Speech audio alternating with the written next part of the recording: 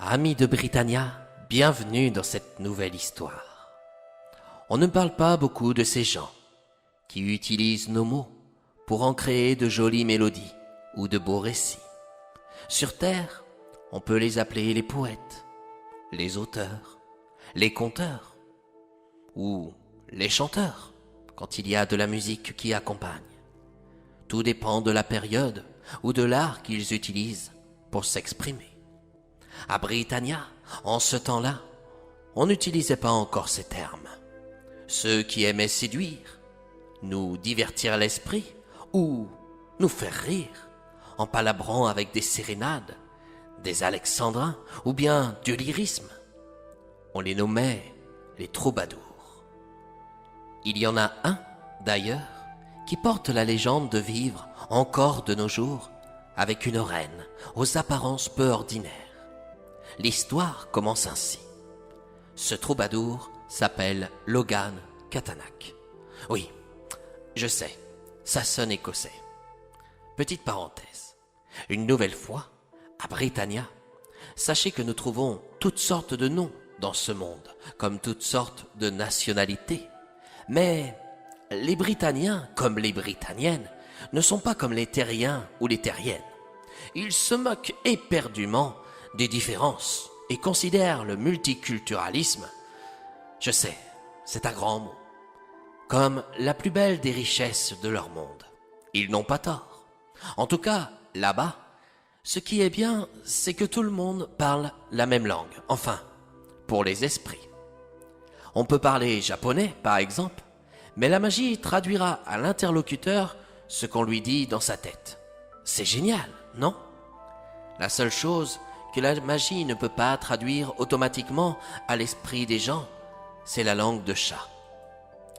Celle-ci pointe du doigt les hommes ayant été infidèles envers leur promise. Enfin bref, partez à la rencontre de l'histoire de Justicia.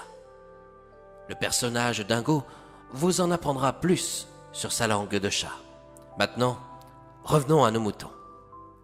Ce troubadour s'appelle Logan Catanak. Comme tous les poètes de cette période, on le considérait comme un prophète, voire un magicien, car celui-ci étudiait à communiquer avec les morts. Il ne croyait pas du tout dans la religion du triskéllisme, c'est-à-dire à la métamorphose lors du grand voyage. Un beau jour, alors qu'il était couché dans des petites collines, juste après le village de Camorra, sur la route qui l'amenait à Dirum, un village de nains, il vit apparaître devant lui une femme merveilleuse.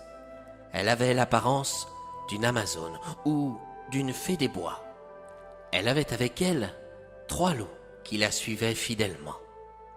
Logan savait que des Amazones erraient dans la forêt de Camorra et que la vallée des fées ne se trouvait pas loin du lieu où il couchait à l'air libre. Le jeune homme la prit pour une princesse, voire une reine. Il entama alors des mots de troubadour dans le but de la séduire. Mais la créature l'arrêta de suite en lui disant qu'elle n'avait aucun droit de recevoir ce genre d'éloge. Le troubadour, n'étant pas timide, songea qu'elle cherchait peut-être un homme comme lui, rempli de poésie amoureuse. Hardiment, il lui proposa dans ce sens de l'épouser. Elle répliqua: « Vous ne pouvez pas m'épouser sans devenir mon esclave. »« Oh, si ce n'est que ça, j'accepte cette condition. » Après avoir dit cette phrase, le bruit d'un éclair tonna. Pourtant, dehors, il faisait beau. Il ne pouvait plus revenir en arrière. Un sort avait été jeté. L'apparence de la belle inconnue se changea aussitôt en celle d'une sorcière hideuse et vilaine. Un côté de son visage était flétri. Son teint trouva même la couleur du plomb. Oui, elle était affreuse. Ces 3 loups se métamorphosèrent en corbeaux, rats et furets. Mais Logan ne se surprit guère. Il ne recula pas. Il pensa juste qu'elle lui faisait passer une première épreuve. L'amour que je ressens pour elle n'a rien à voir avec son enveloppe corporelle, se disait-il. Non, c'est plus fort que ça. l'affreuse vieille sorcière lui déclara qu'il devait prendre congé du soleil et de cette nature animée. Logan obéit avec le cœur bien serré. Il fila avec elle dans la forêt de Camorra. Elle le fit pénétrer dans une caverne où ils voyagèrent ensemble durant plus de 3 jours dans l'obscurité. Parfois, il entendait le bruit des vagues venant d'un océan éloigné ou le son d'un ruisseau à la couleur du sang qui coupait cette route souterraine. Enfin, il retrouva la lumière du jour et aperçut un beau verger. Il avait faim et il se sentait épuisé. En percevant des fruits magnifiques tout autour de lui, il eut envie d'en manger. Mais la vieille sorcière, toujours aussi hideuse, l'en défendit d'y toucher. « Ces fruits sont les pommes fatales qui ont causé la chute de l'homme dans le monde des terriens. Veux-tu faire de même pour Britannia ?»« Ah non, bien sûr que non. » Logan remarqua soudain qu'en avançant dans ce jardin, la sorcière qui respirait l'air magique de ces lieux retrouvait sa beauté d'avant, à tel point qu'elle fut encore plus belle que lors de leur première rencontre. Elle portait une magnifique robe bleue et même un sceptre dans ses mains. « Viens par ici », lui ordonna-t-elle en retrouvant sa voix douce. Arrivant à sa hauteur, la belle inconnue lui expliqua la nature du pays dans lequel il se trouvait. Ce chemin, à droite, mène les esprits des justes au paradis. Cet autre, à gauche, conduit les âmes pécheresses au lieu de leur éternel châtiment. La 3e route qui se montre par un noir souterrain procure un séjour de souffrance plus douce, mais grâce aux prières, des âmes peuvent en sortir pour aller au paradis. Vois-tu la 4e qui serpente et contourne ce château au loin? Oui, je la vois. Elle t'amène au territoire des fées et des elfes, dont je suis la reine. Et c'est là que nous allons. Quand tu seras dans mon château, tu resteras silencieux, quoi que l'on te dise ou te fasse. J'expliquerai ton mutisme en disant que je t'ai enlevé le don de la parole à l'instant où je t'ai arraché des contrées de Britannia. Orgueilleux d'avoir conquis le cœur d'une reine d'un tel royaume, Logan exécuta toutes ses instructions. En arrivant dans la cuisine du château, le spectacle fut foudroyant. Il y avait une vingtaine de cerfs qui se trouvaient étendus sur une lourde table. Des cuisiniers s'apprêtaient à les préparer pour le dîner du soir. Logan garda sa langue dans sa poche et suivit sa dame. Elle le fit entrer dans le salon royal. Des chevaliers et des fées dansèrent par groupes de 3. Le troubadour, oubliant ses fatigues, prit part aux danses, en ne songeant plus à la notion du temps. Subitement, la reine de ce royaume arriva à sa hauteur et l'emmena à l'écart pour lui demander « Combien de jours crois-tu être parti de ton monde ?» La reine remarqua sa surprise sur cette question qu'elle venait de poser. « Belle dame, je dirais que je n'ai passé pas plus de 7 jours en votre charmante compagnie. Tu es dans l'erreur.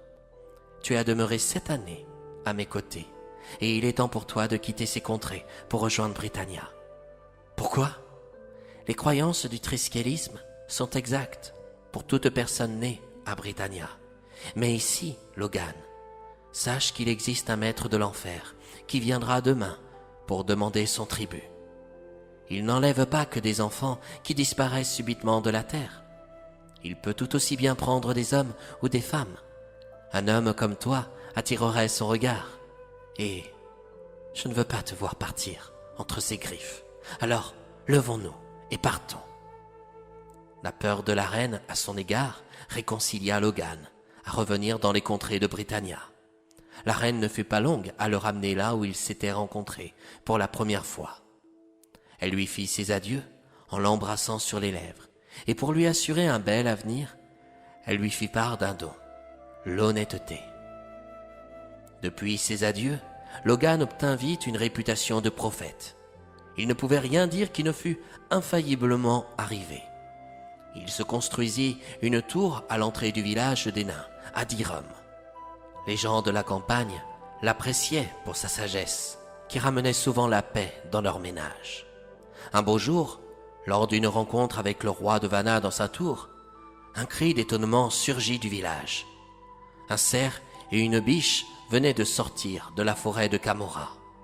Les animaux continuaient leur chemin, à la vue de tout le monde, en se dirigeant vers la tour de Logan. Le prophète quitta sa tour et reconduisit le cerf et la biche dans la forêt. Mais jamais il ne revint. Le roi de Vanna n'eut pas de réponse à ses questions concernant une guerre, car Logan avait rompu toute liaison avec les Britanniens, sans vraiment savoir s'ils étaient responsables ou non de son départ si soudain. Et c'est ainsi, mes amis, que cette histoire s'achève. Certains rêvent en se disant que Logan est désormais aux côtés de la reine des fées et des elfes. L'amour de cette reine à son égard était si fort qu'elle a peut-être trouvé une solution pour garder Logan pour toujours avec elle. Quoi qu'il en soit, sa sagesse manque beaucoup, car elle a évité à plusieurs reprises de nombreuses guerres.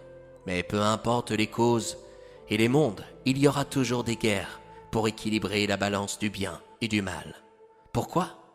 Car la paix, c'est un peu comme la vérité. Quand on croit l'avoir obtenue, elle vous échappe des mains, car vous découvrez que vous faites en réalité face à de beaux mensonges.